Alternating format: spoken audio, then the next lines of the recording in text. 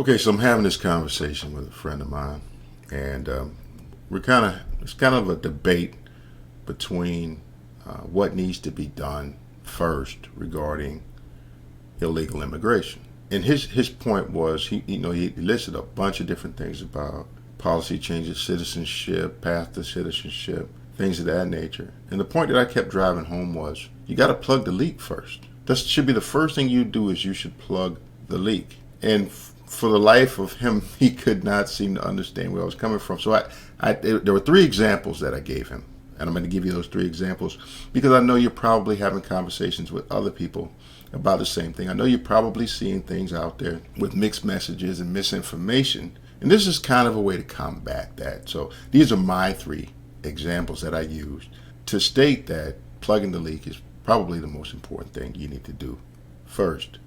Example number one, my military background. This is why this came to my mind. I was an infantryman in the Army, 82nd Airborne Division, right? And one of the things that I learned in my training was how to treat a bullet wound. First responder, initial actions that you take. Somebody gets shot, bullet goes into their body, creates a hole, right? You got blood coming out of that hole, right? So what do you have to do? You got to plug it. You plug the leak first and foremost. Because if you don't do that, anything else you do from that point on is going to be ineffective. Why? Because a person can't live without blood in their body. The blood's going to keep pouring out, keep pouring out. So you can say, you know what? Make them comfortable. Okay? So they're going to comfortably bleed to death. That's step one. Not saying there's other things that don't need to be done. Not saying there's not other issues that definitely need to be addressed. But the first thing you do is you go to the root cause. You go as deep as you can in your root cause analysis, and you dig, and you say why. And then you ask why again. You ask why again. In this scenario, you keep asking why, you're going to come to the conclusion that the person has a hole in their body and the blood is leaking out. So the first thing you're going to need to do is you're going to need to plug that leak. Another example I used was plumbing. Say you have a hole in your pipe, right? And this leads more to the financial aspect of it, right? You have a hole in your pipe somewhere, and water's leaking. And as that water's leaking, your meter is still turning. Turn. Which means your bill's going up. Right? So if you take a step back from that situation and you say, okay, anything else I could do, the water leak caused my carpet to get wet, and now the carpet's bad. You can replace the carpet, but if the water's still running, still leaking, it's just going to tear up the new carpet. You can say the wood is rotting out, but if you replace the wood and the water's still leaking, it's just going to rot out the new wood.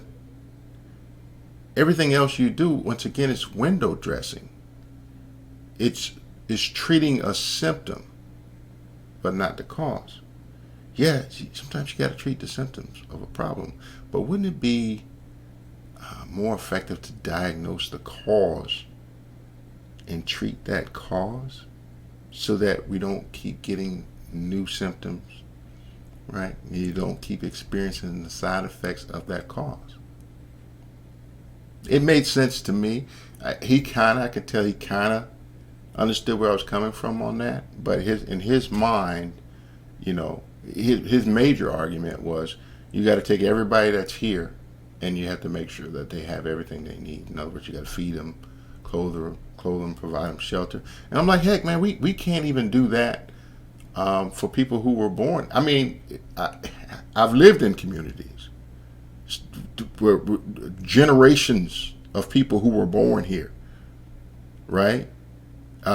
Descendants from people who helped build this country, and they can't even afford some of these basic necessities.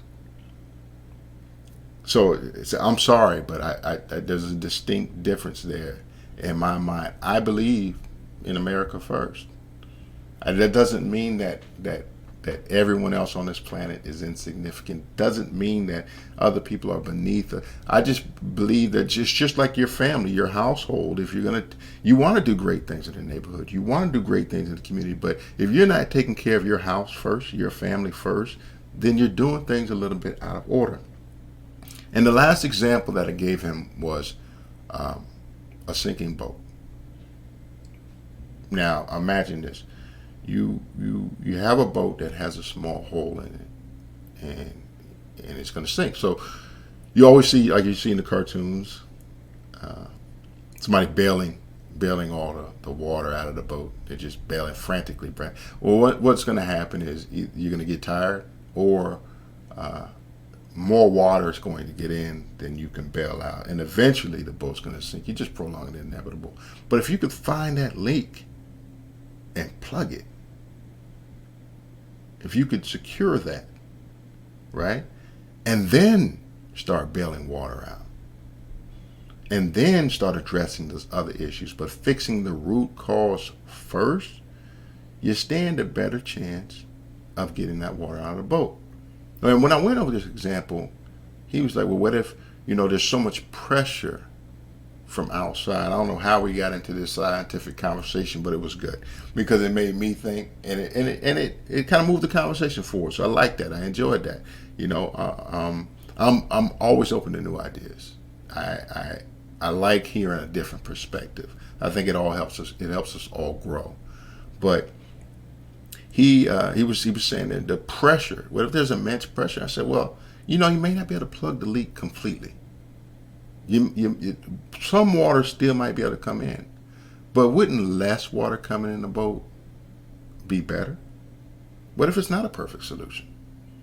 What if some water still gets in? Some of that mean, bad, nasty water still gets in the boat. But wouldn't it be cool if we could minimize that?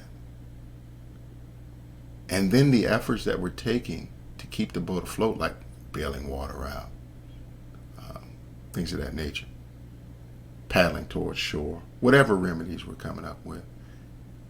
The fact that less water is getting in, and it's less water that we have to deal with, increases our chances of survival. So those were the three examples that I gave. A bullet wound where you're bleeding, plumbing incident where you're bleeding, or you're leaking water. You're leaking, so you're bleeding and you're leaking, and also that sinking boat, where water's coming in.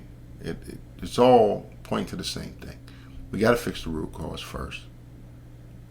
And in the case of illegal immigration, that means stemming the flow. The water is illegal immigration.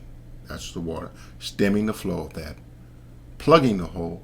May not be able to plug all of it, but at least reducing the amount makes it a whole lot easier, a whole heck of a lot easier to deal with that which does get in the boat. Once we can deal with that, we can treat it like a faucet. We can open that faucet up, we can close that faucet down, but at least it's controlled, right? And then once we improve that situation, we can begin working on improving it from there. But it's really, really difficult to try to address a problem, to implement solutions when you haven't fixed the root cause. And things are getting worse while you're trying to make them get better.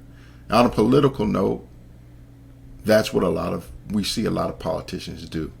They don't want to fix the root cause because they want to keep kicking that can down the road. They want that to continue to be an issue so that they can leverage that. That way they can give you the perception that you need them more to fix that problem. I don't want to keep dwelling on the same problems. Problems to me are like checks in a checkbook. They may look the same, but they have a different number on them. I don't want to keep writing the same check. Once I write that thing, it's gone. It's time to write the next one. Problems, we're never going to get rid of all the problems, but at least let's have some new problems, because these problems are getting kind of old. On that note, thanks for stopping in, guys. Take care. Peace.